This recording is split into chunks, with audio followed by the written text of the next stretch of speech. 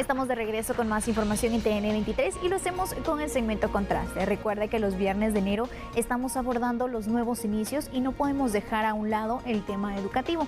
Por la pandemia del COVID-19, al menos 190 países tuvieron que cerrar sus centros educativos.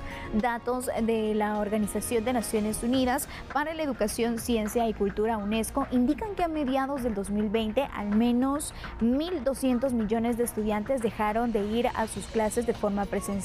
160 millones de estos estudiantes eran de América Latina y el Caribe, así que conozcamos cómo se están preparando para el ciclo escolar 2021 en otros países del mundo.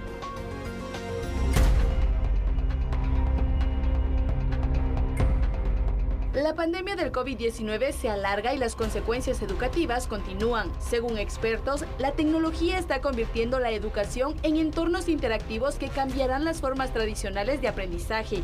Las clases magistrales desaparecerán y el profesor no ejercerá solo como transmisor de conocimientos, sino que guiará al alumno en su propio proceso. Este escenario favorece porque se desarrollará a lo largo de la vida del alumno y no se limitará a la etapa de formación obligatoria.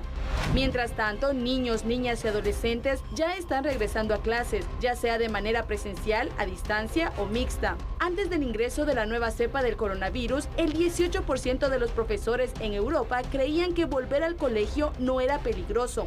Incluso la primera ministra de Escocia calificó como comprensible la ansiedad por alumnos, padres y profesores. En España se incrementó un 8.15% de inversión en el presupuesto 2021 a este tema, asignando 737.000 millones de euros.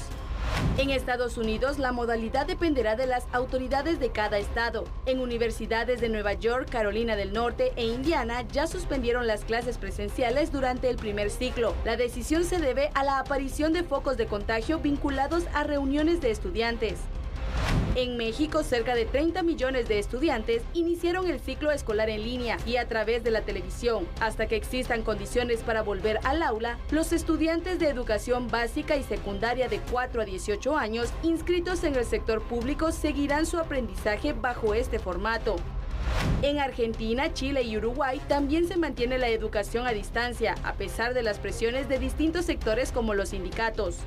En la región de África, 1.91 millones de menores de edad están siendo privados de educación debido a la violencia e inseguridad en los centros educativos. La cifra incrementa a causa de la pandemia, especialmente en países como Camerún, Malí, Nigeria, República Centroafricana y República Democrática del Congo.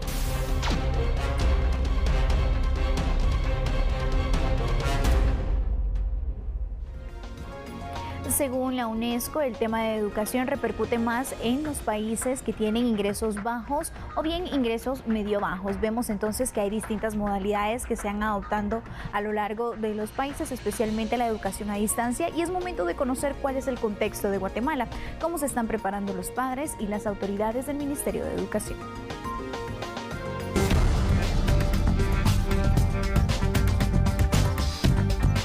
Estamos a la espera porque me dijeron de que ellos nos iban a informar de que cuándo es que íbamos a llegar, ya sea a inscribir a los niños o a que nos den información. Muchos guatemaltecos, así como yo, pues ahorita estamos sin empleo. Entonces nos cuesta en la manera de estar teniendo internet, estar viendo cómo los niños prácticamente reciben sus clases en línea. Que va a ser de forma híbrida, que una parte va a ser presencial y la otra es a distancia. Como padres, de plano que va a ser la misma modalidad como este año, apoyar a los niños, más con las tareas de la casa, nada más. En el Acuerdo Ministerial 3456-2020 se detalla el calendario escolar 2021 para centros educativos, privados, por cooperativa y municipales. El 4 de enero se dio inicio a las labores del ciclo escolar 2021. Del 7 de enero al 15 de febrero se realizarán las inscripciones para centros educativos, artísticos, privados y municipales. El 7 y 8 de enero se llevaron a cabo las evaluaciones de recuperación en la primera oportunidad del 2020. El 26 y 27 de enero se realizarán las evaluaciones de recuperación de la segunda oportunidad 2020. Del 1 al 5 de marzo serán evaluaciones extraordinarias. Del 29 de marzo al 2 de abril hay asueto por Semana Santa. Del 21 al 25 de junio hay descanso de medio año. El 29 de octubre se planea la finalización del ciclo escolar y el 11 y 12 de noviembre los exámenes de recuperación.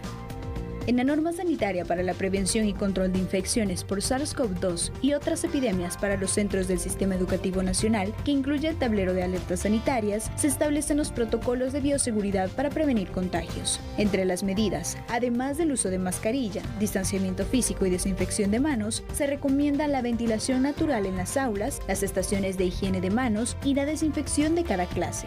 Las clases iniciarán de forma virtual. En el segundo trimestre se evaluará la educación híbrida y si los contagios no incrementan, en el tercer trimestre las clases pueden ser presenciales. Observando de que si estamos en un punto bastante contagioso, la gran mayoría, si no la totalidad de los casi 5,000 centros educativos privados en el país inician a distancia de acuerdo a sus posibilidades, sea con plataformas, sea a través de WhatsApp, de lo que ellos pueden hacer para poder llegarles a los estudiantes. Si el padre de familia en un momento dado, cuando ya estemos en una situación de híbrido o presencial, no desea enviar a su hijo al centro educativo, no lo tiene que hacer. Pero sí deben de tener la absoluta certeza que los centros educativos privados están preparados, listos en todo el sentido de la palabra.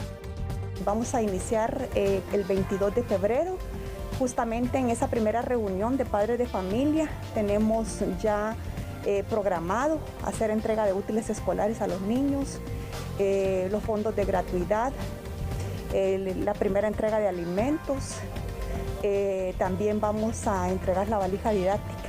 Esto es por primera vez en la historia del sistema educativo que se van a entregar los programas de apoyo desde el primer día de clases. Estamos preparando una entrega del material de apoyo psicoemocional para los niños. Esa entrega también se va a hacer a los padres de familia. Además, se estará trabajando en la construcción y mantenimiento de centros educativos. Más de 300 centros educativos los que sufrieron estos daños y como les digo, hay reparaciones que se están trabajando con fondos nacionales y otros que se están trabajando con fondos de la cooperación. Hay algunos que los estamos trabajando con UNICEF para instalar aulas temporales.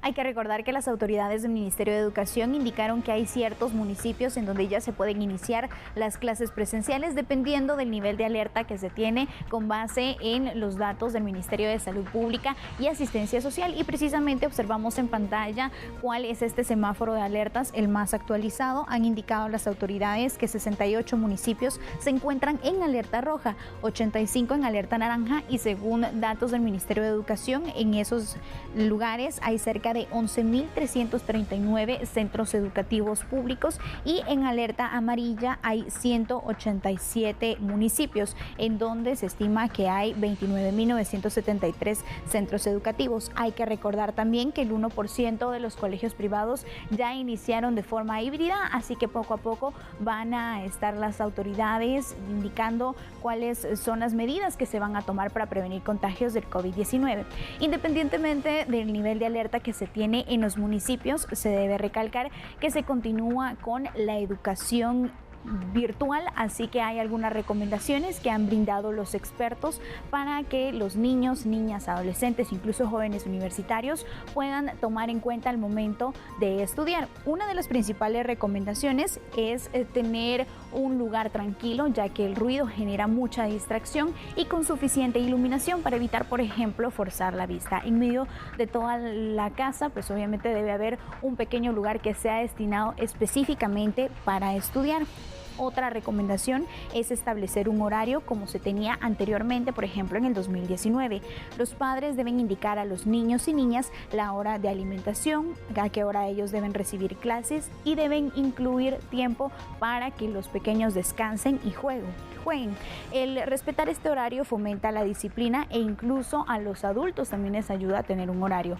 Otra de las recomendaciones es que en el espacio que el estudiante está utilizando para poder recibir sus clases debe mantener todo lo necesario, por ejemplo, tener a la mano cuadernos, libros, crayones, tijeras, cargador de la computadora, entre otros. Otra recomendación es evitar el uso del celular o algún juego como alguna consola mientras está estudiando, porque toda la atención debe centrarse en el catedrático que está brindando la clase.